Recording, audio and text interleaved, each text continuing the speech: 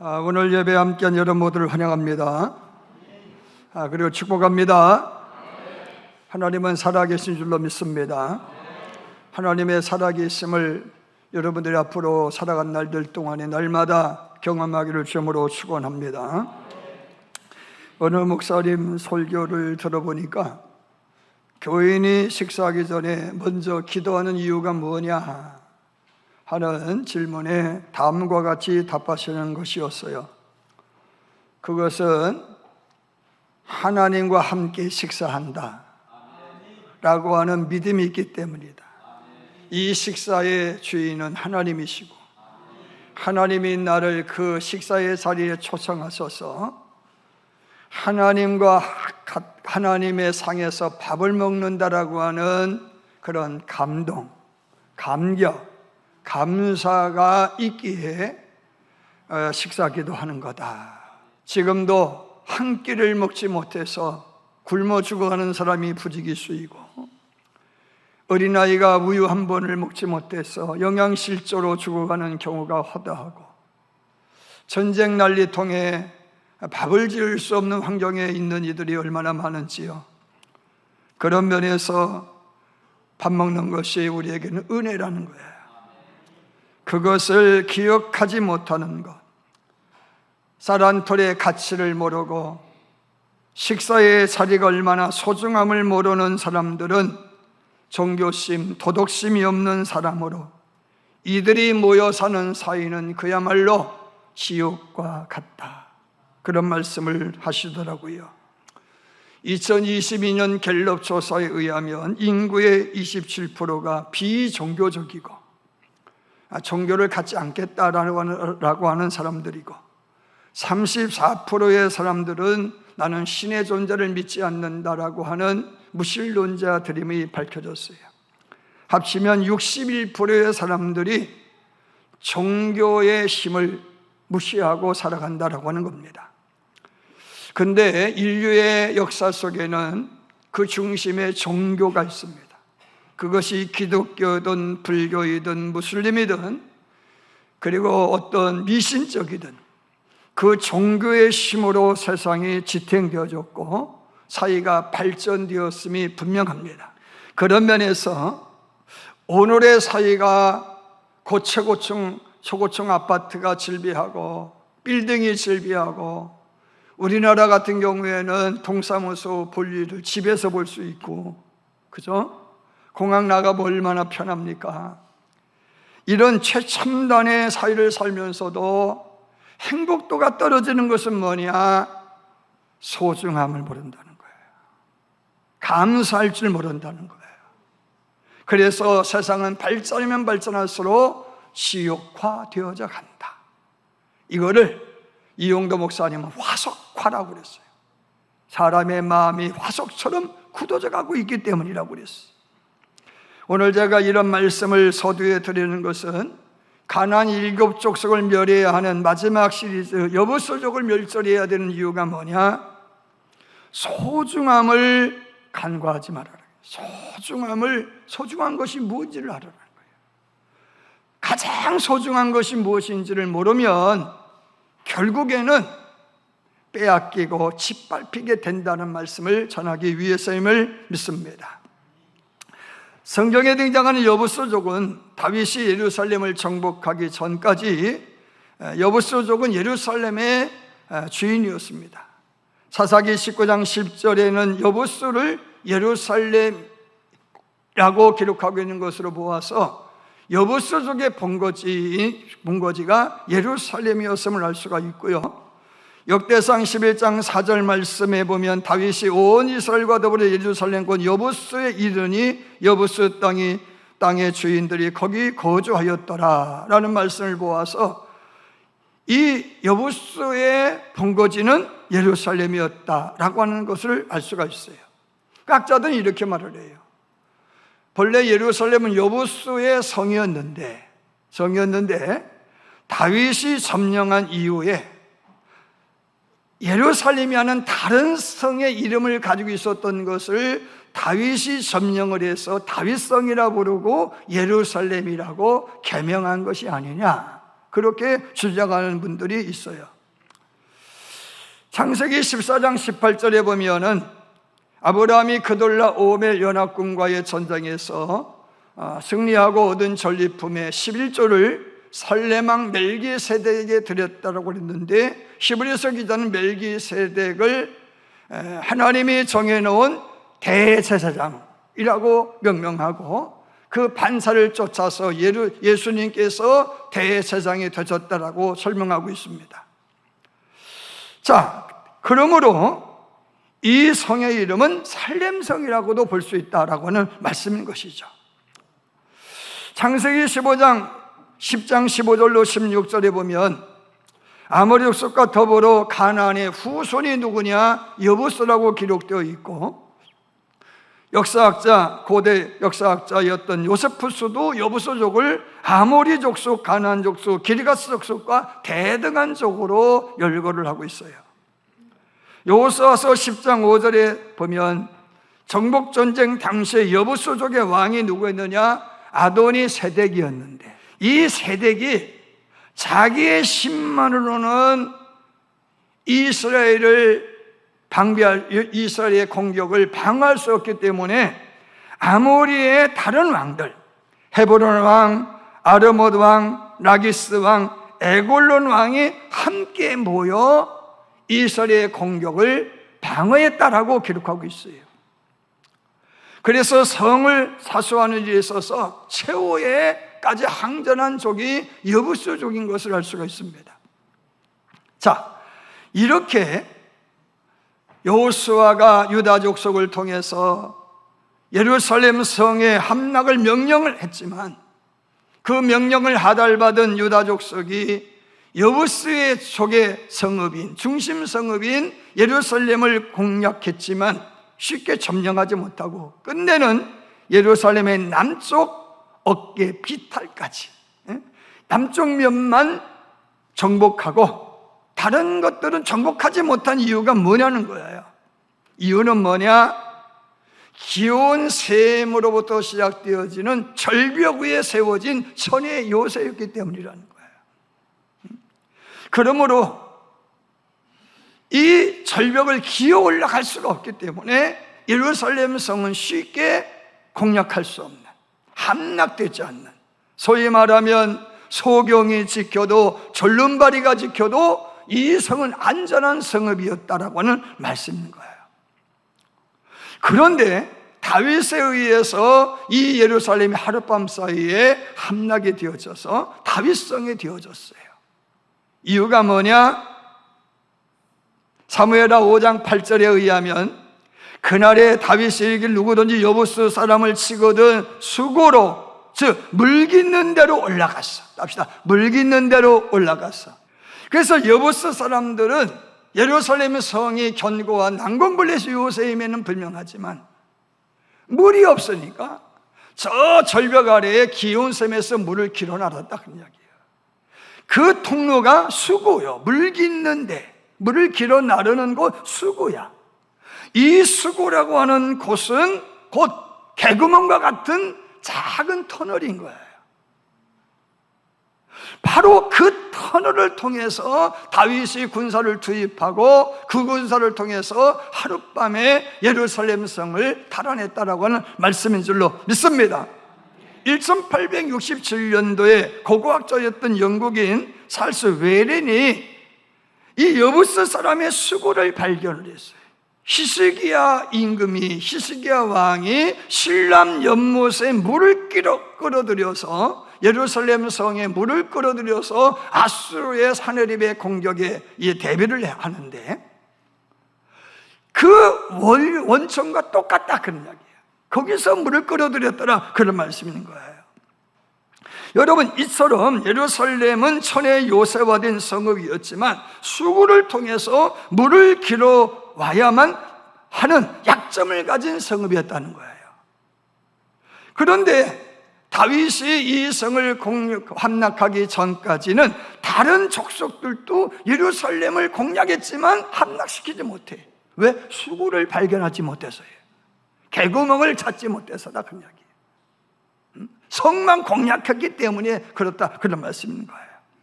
그렇기 때문에 여부수족은 다윗에 의해서 함락되기 전까지 유다 족속이 아무리 공격을 해도 400년 동안 안전한 성읍이었다는 거예요. 그런데 그래서 소경과 절뚝발이라도 물리칠 수 있어. 다윗, 너가 아무리 이 성을 공략해봐라, 우리는 소경도 절뚝발이도 너쯤은 이길 수 있어 라고 안심하면서 그 개구멍 하나, 수고 하나를 방비하지 못해서 결국에는 하루아침에 짓밟는 자가 짓밟히는 자가 되어지고 빼앗는 자가 빼앗긴 자가 되었다라고 하는 거예요. 성만 지키면 된다라고 안심했기 때문에 그런 거예요. 난공불락의 요새라고 하는 그런 아니란 생각에 수고를 방비하지 못해서다, 그런 말씀인 거예요.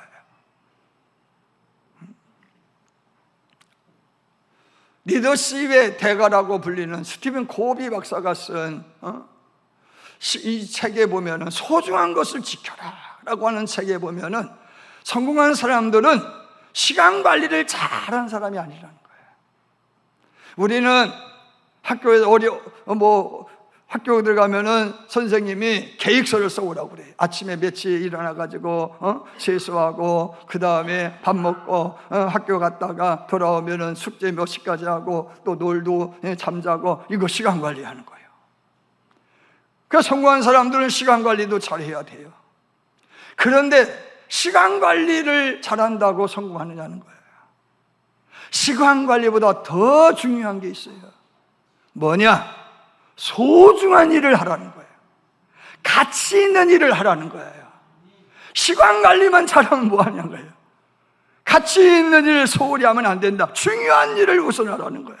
우리가 예루살렘에서 볼 때 성벽도 있고 거기에 각종 모시기가 있겠지만은 수고라고 하는 거, 물 깁는 그 물을 길어 나르는 작은 터널은 눈에 보이게 개구멍에 불과해. 하찮아 보여. 그런데 따지고 보면은 식수와 생활용소를 공급하는 가장 귀한 생명의 젖줄이야. 아멘입니까? 그러므로 개구멍이 아니라 지켜야 될 소중한 가치가 있는 곳이다, 그런 이야기예요. 그런데 여부수족은 어떤 생각에서 작은 개구멍이라는 생각만 갖고 있는 거예요. 여러분, 오늘의 교회가, 오늘의 성도들이 불행한 것이 뭐예요?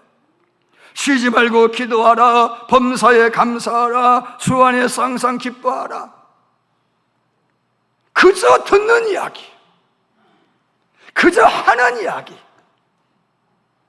하찮게 여기고 있다라고 하는 말씀인 거예요. 여러분, 만국의 길을 향하여 가고 있는 나라를 바라보며 슬퍼하고 애통한 예레미야의 고백을 들어보세요. 내 딸 백성이 상하였으므로 나도 상하여 슬퍼하며 놀라움에 잠겼도다. 길리앗에는 유황이 있지 아니한가? 그곳에는 의사가 있지 아니한가? 딸 내 백성이 치료받지 못하면 어찌 된 영구냐? 지금 나라가 따라전차 골마 터졌어. 피고름이 난자해. 최악의 상태야. 경제의 파산이야. 정치의 불안이야. 치안의 불안이야.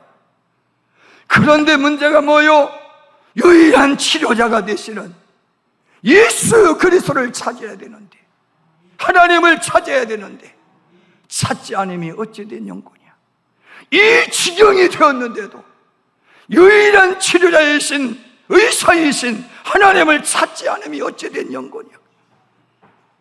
복음서의 말씀, 예수님께서 갈릴리와 온 사방을 돌아다니시면서 회당에서 가르치시고 천국복음을 전파하고 백성 중에 모든 병과 악한 것을 고쳐주시고, 그리고 귀신 들린 자, 간절한 자, 중풍병자 등등의 병자를 싹 고쳐주셨어. 그래서 누구든지 예수에게로 들여오면 다 나았다고 그랬어.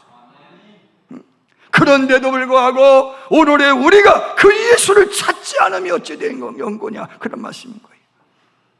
여러분, 뉴스만 틀어보면은 한쪽에서는 70도가 넘는 기후의 문제, 한쪽에서는요 국토의 3분의 1이 잠겨버리는 이 홍수의 문제, 비가 녹아내리고 있고, 이번 여름이 얼마나 염려스러운지 예측이 불가능해요.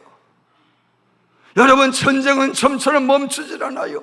21세기에 무슨 전쟁이냐 했지만은 전쟁이 발발해서 멈춰지질 않아요.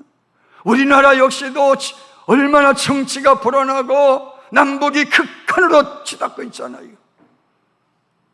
여러분, 그런데 태극기는 들 줄 알고 촛불은 들 줄 알면서 기도를 안 해.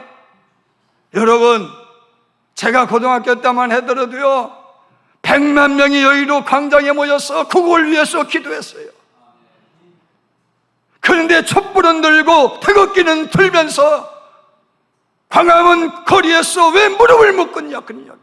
우리 예수 믿는 사람들은 그 광장에서 정치의 색을 싹 버리고 오직 무릎 꿇고 하나님의 정의를 부르짖어야 되는데, 여러분, 저는 지난 이 기도학교를 통해서 교회의 역사는 물과 불의 역사라고 하는 말씀을 드렸어요. 물의 역사, 회개의 역사, 불의 역사, 성령의 역사. 그런데 불의 역사가 있기 전에는 물의 역사가 있었어요. 눈물로 통회하고 자복하는 역사가 있어서 불의 불이 임한 줄로 믿습니다. 아멘입니까? 여러분, 오늘 부흥의 시대는 지났다고 교회 성장학자들은 그렇게 이야기하지만 성경은 이렇게 말씀하고 있어요. 울며 씨를 뿌리러 나가는 자는 정녕 기쁨으로 그 단을 가지고 돌아오리라. 이 말씀의 진림을 믿습니까? 우리는 그저 무릎 꿇고 기도해야 되는 거예요. 예배는 하나님께 드릴 수 있는 최고의 선물이다. 예배를 통해서 삶이 바뀌고 변화를 가져오고 복을 받는다. 그러므로 말세에 모이기를 패하는 어떤 무리들처럼 되지 말아라. 여러 예배를 소홀히 하지 말아라. 할렐루야. 아무리 풍족해도 감사 없으면 거렁뱅이니 감사하고 살아라. 아멘입니까? 그런데도 감사하지 않아. 그런데도 영과 질 예배할 줄을 몰라. 어찌 된 영혼이야. 안타까운 것은요, 목사로서 안타까운 것은 여러분들이 예배를 드리고 기도하고 헌신하는데 뭐가 안 보이냐? 충성이 안 보여. 충성심이 보여야지. 아멘. 내가 영과 질을 예배한다라고 하는 것은 뭐예요? 충성한다는 거예요. 죽도록 충성하는 것이 진짜다, 그런 말씀인 거예요. 사랑하는 여러분, 수구 하나 지키지 못하 뺏겼어요. 그 여부수라는 말이 뭐냐? 밟다, 짓밟다. 답시다. 부스, 밟다, 짓밟다. 여부수족은 뭐냐? 짓밟는 족속이에요. 짓밟는 족속, 빼앗는 족속. 이스라엘 영토의 중심인 예루살렘, 중원이라 일컫는 그 영토의 중심에 웅크리고 앉아가지고 뱀처럼 꽈고 앉아가지고 어떻게 자기들의 성이 견고한 성읍, 이 성읍 속에서 힘을 길러가지고 빼앗고 짓밟는다. 여러분, 우리는 방심하면 안 돼. 그런 여부수족도 수구 하나를 방비하지 못해서 하룻밤에 멸망했다, 그런 이야기예요. 아멘입니까? 그러면 오늘 여러분과 내가 꼭 지켜야 될 수구는 뭐냐는 거예요. 신앙의 수구가 뭐냐는 거예요. 이것을 선배 목사님들은 종자신앙이라고 그래요. 합시다. 종자신앙. 무슨 신앙? 종자는 3년의 흉작에도 먹을 수 없는 게 종자예요. 신앙의 자유를 찾아 나선 청교도들이요 66일 대서양을 항해하면서도요 배고픔에 자식이 굶어 죽어가는데도 종자는 먹지 않았어요. 날고기는 먹으면서 종자는 안 먹었어요. 왜? 종자가 있어야 거둘 수 있어요. 아멘입니까? 여러분, 이렇듯 신앙에도 절대로 뺏기지 말아야 될 종자가 있어요. 이 종자신앙 꼭 갖기를 주님으로 축원합니다. 그럼 종자신앙의 첫 번째가 뭐냐? 기도요. 그것도 합시다. 새벽기도. 새벽기도요.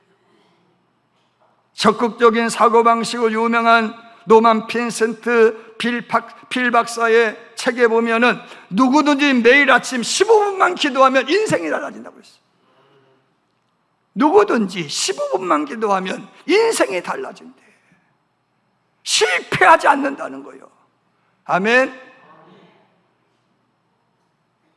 오늘 대한민국이 오늘의 교회가 된 이유가 뭐예요? 기도잖아요. 그것도 새벽 기도의 전통인 줄로 믿습니다. 오전 5시는 잠들어 있는 시간이 아니라 깨어있는 시간, 기도하는 시간이어야 된다라고 하는 거예요. 고아의 아버지 조지 밀러는 그는 거룩한 소수에게서 하나님은 고아의 아버지시며 과부의 재판장이시라, 이 말씀을 가슴에 품고 새벽에 기도했어요. 새벽에 기도하시오. 여러분, 후원자도 없는 상태에서 수많은 고아들을 먹이고 입히고 교육시켰어요. 5만 번의 기도응답의 주인공이 됐어요. 아멘입니까? 부모의 새벽기도 자녀의 평생 축복, 자녀의 새벽기도 부모의 평생 은혜, 아내의 새벽기도 남편의 영적 성공, 남편의 새벽기도 아내의 평생 은혜라는 새벽기도 구호가 있어요. 구호가 아니라 진실입니다. 구호가 아니라 진리입니다. 사무엘상 2장 1절에 다윗의 성공의 DNA가 뭐냐? 기도였다라고 말씀하고 있어요. 제가 어디까지 가면 좋겠습니까? 헤브론까지 가라, 하나님 앞에 물었어요. 여러분, 성공하고 싶습니까? 빼앗기지 않고 간직하고 싶습니까? 짓밟지 않고 짓밟고 싶습니까? 맥박이 가장 빠르게 뛰는 5시, 일어나 활동하라 재촉하는 시간 새벽 5시, 교회에 나와 15분 이상 기도하세요. 할렐루야. 여러분의 인생이 변화되고 열매 없는 인생은 열매를 맺게 되어질 것이고, 빌어먹는 인생은 빌어먹는 인생이 될 것이고, 할렐루야. 그런데도 기도하지 않는다. 난 실패하겠다라고 작심한 거죠. 수고를 방비하지 못해 빼앗기고 짓밟히는 격이다, 그런 말씀인 거예요. 두 번째, 종자신앙, 11조 신앙. 여러분, 오늘의 11조 얘기하면은 저 목사 사건, 오늘날에도 11조 얘기해. 구약의 마지막 선지자가 누구냐? 말라기요, 말라기. 하나님의 사자, 하나님의 특사. 하나님의 사자라 불리고 하나님의 특사라 불리는 말라기가 하나님의 말씀을 영적 침체에 빠진 백성들과 지도력을 상실한 지도자들과 경제의 파탄에 이른 나라를 위하여서 호소하는 말씀이 말라기서예요. 이 말라기서의 첫 번째는 뭐냐? 첫 장은 감사하지 않은 상태에서 오는 진노에 대한 말씀이 기록되어 있고, 두 번째는 위선과 가식을 일삼는 종교 정치 지도자들에 대한 현란한 비난이 기록되어 있어요. 3장에 뭐라고 기록되어 있느냐? 여호와께로 돌아오면 용서하겠다는 거예요.